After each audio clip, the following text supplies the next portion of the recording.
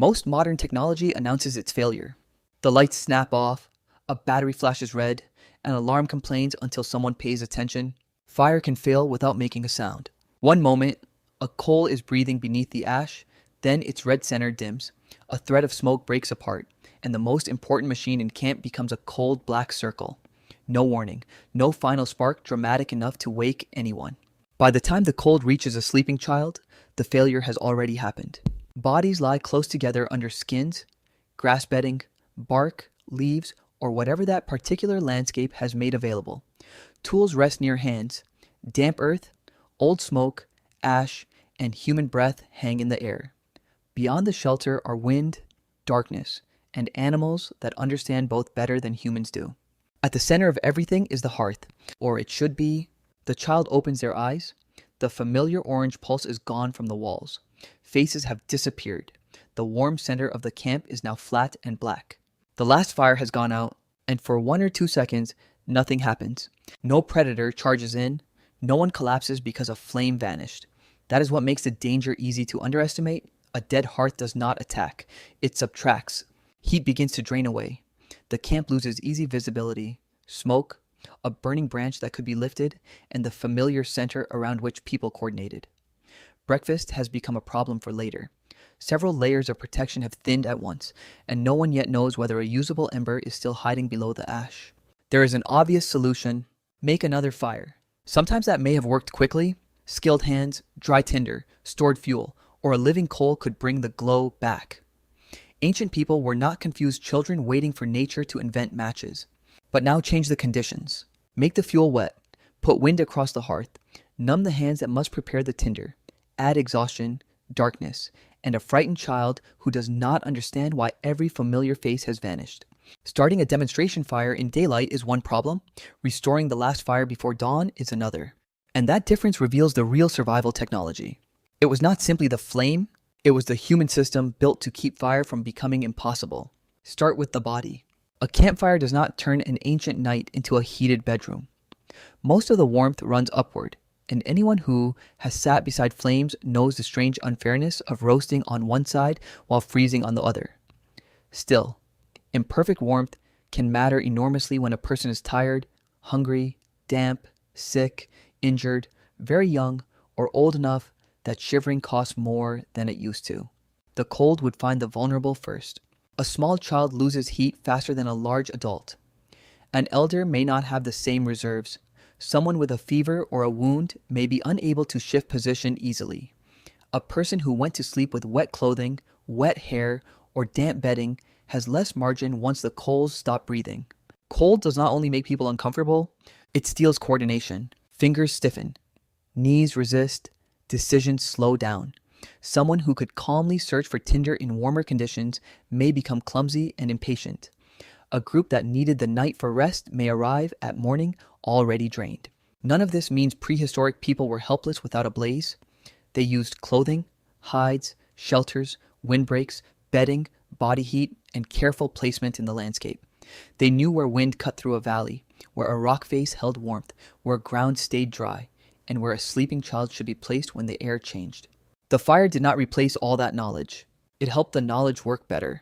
A living hearth could dry damp material, warm hands before delicate work, comfort a child awake in the dark, and give an older person one more pocket of heat in a hard night. When the coals died, the group still had skills. They simply had less time, less warmth, and less room for mistakes. Then the camp lost its map. Modern darkness is rarely complete. A streetlight leaks through curtains. A charger glows. A microwave clock announces that it is somehow still wrong. Even in a power outage, most of us know the layout of rooms built to be safe. A prehistoric camp without flame was a different place. The same ground that had been familiar at sunset became harder to read. A spear shaft, a sleeping child, a bundle of dry grass, a sharp stone, a water container, a pile of wood.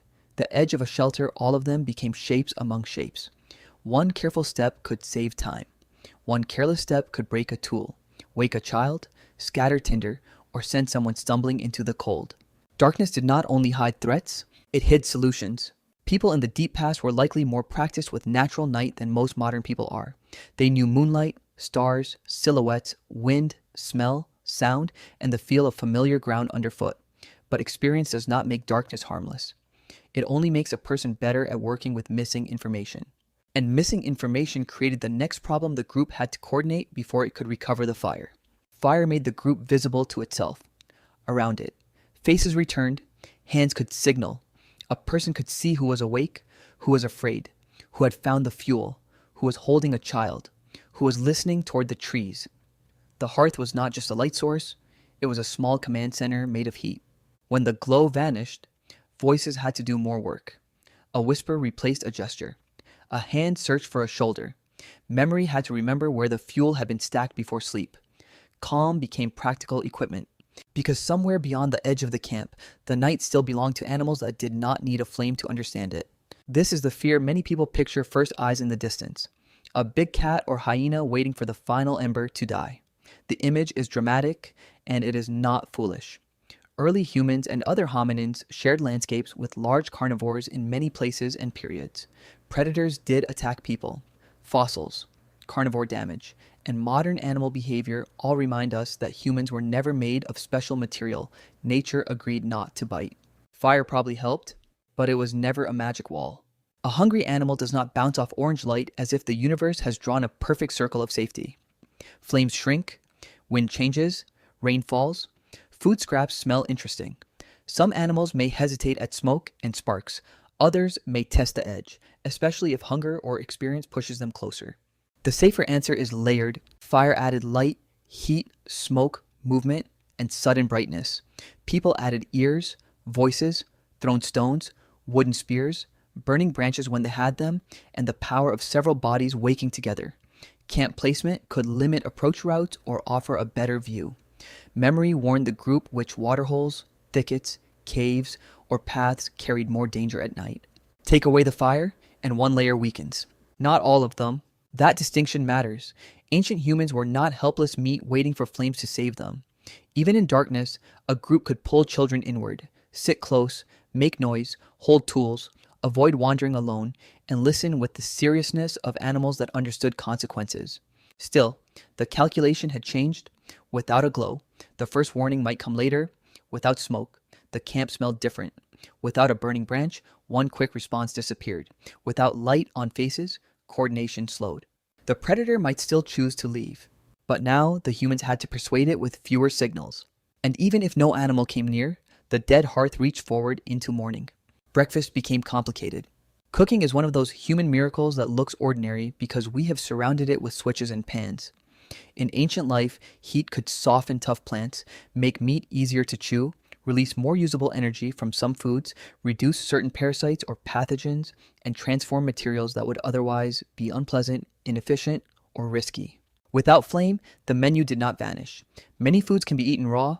People knew local plants, fruits, nuts, insects, shellfish, marrow, dried stores, or other resources, depending on where they lived. No serious story about ancient humans should pretend they stood helplessly beside an uncooked root, waiting for civilization. But choices narrowed. A piece of meat might be edible, or it might be dangerous. A tough tuber might hold calories the group could not easily access without heat. Food that should have been smoked, dried, roasted, or softened now required a different plan. Children, elders, and the sick might need the safest, easiest food first, precisely when cooking had become harder. A dead fire could therefore become a food problem before anyone ate. It also removed the camp's emotional center. That may sound soft, but morale is practical in a crisis. The hearth gave children somewhere to look and adults enough light to read one another's faces. It turned open night into a place with a center. When that center went black, experienced people may not have panicked, but fear could still waste time, scatter attention, and make cold hands clumsier. Before the group could solve the fire, it had to keep itself organized. Careful movement mattered. Low voices mattered. A child reaching toward the ash or drifting toward a sound had to be guided back.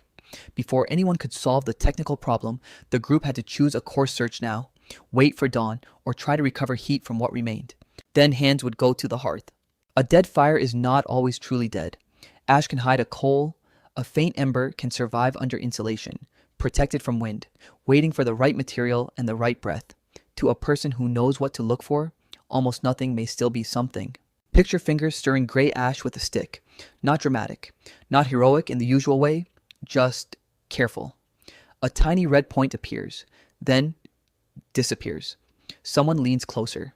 Another person blocks the wind with a body. A third reaches for the finest dry fibers available. This is where modern imagination often cheats. We picture fire making as a single trick rub sticks. Strike stone, blow once, receive flame. The real chain is pickier. The ember needs tinder fine enough to catch. The tinder needs air, but not too much wind. The first flame needs small kindling already waiting. Larger fuel must be ready before the little fire burns through its beginning. Every step has to arrive in order, and dampness ruins the mood with impressive efficiency. Wet tinder does not care that the group is cold. Wet wood does not become useful because children are afraid. A person might scrape bark, split a branch to reach a drier core, search under an overhang, look inside dead wood, gather old grass protected from dew, or use material saved from earlier. Yet each solution depends on knowledge prepared before the crisis. That is why just make another fire is too small an answer. Some Stone Age groups may have been skilled at producing flame. Others may have depended more on preserving embers, transporting coals, or using fire when it was available. Archaeologists have found hearths, burned bones, ash, heated stone, and other traces showing deep and important fire use in human prehistory. Some sites suggest very ancient use, though dates, control, and regularity are often debated. But a hearth in the ground does not come with a label saying, "Everyone here could ignite fire easily in bad weather at 4 in the morning." Evidence for fire use is not the same as evidence for effortless fire production. That uncertainty makes the human system more interesting, not less. If creating new flame was sometimes difficult, then keeping old heat alive mattered enormously. Before the crisis, there were quiet jobs the kind archaeology can suggest but rarely reconstruct person by person. Gather fuel before dark, keep some material dry, choose wood that holds coals, push branches inward before sleep. Cover embers with ash so they do not burn out too quickly. Place tinder where rain and dew cannot take it. Notice which person tends to wake during the night. Teach children not to scatter the hearth. Remember what failed last time. None of this leaves a neat fossil. Archaeology may preserve ash and burned stone, but not the sleepy person who rose to nudge a branch closer, the extra armload of wood collected before bed, or the warning that one kind of fuel would hold a coal longer than another. Those human details are reconstruction, not archaeological fact, but some repeated system of attention had to connect fuel, knowledge, and flame. Yet those small actions could decide the night. You notice the firekeeper only when there is no fire left to keep. If the final hearth truly died, recovery became a group activity. One person might work over the ash, another might gather the driest available fibers, someone else might break twigs into finer pieces, a stronger adult might go only as far as safety allowed to collect wood, a caregiver might pull children into a warmer cluster, a watcher might face the dark while the skilled hands face the ember. The person who mattered most might not be the strongest hunter. It could have been a gatherer who remembered a fallen log that stayed dry after rain, an elder who knew which tree held usable inner bark, or an observer who had noticed old grass beneath a rock shelf. The exact person is unknowable. The survival logic is not knowledge spread across a group gives that group more ways to recover. Knowledge of a landscape is not trivia. It is a tool without a handle. And unlike a spear, it can be carried by someone with empty hands.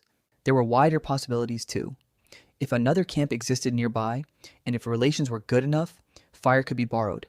Ethnographic analogy and later archaeological finds show that tinder or embers can be carried in carefully insulated organic materials. They do not tell us exactly which containers much earlier groups used in every region. A group might instead move toward people, fuel, shelter, or a place where flame could be restored more easily.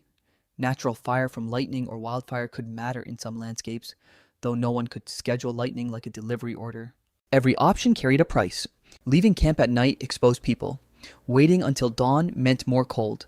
Approaching another group required trust, kinship, obligation, exchange, or courage. Carrying an ember demanded care with every step.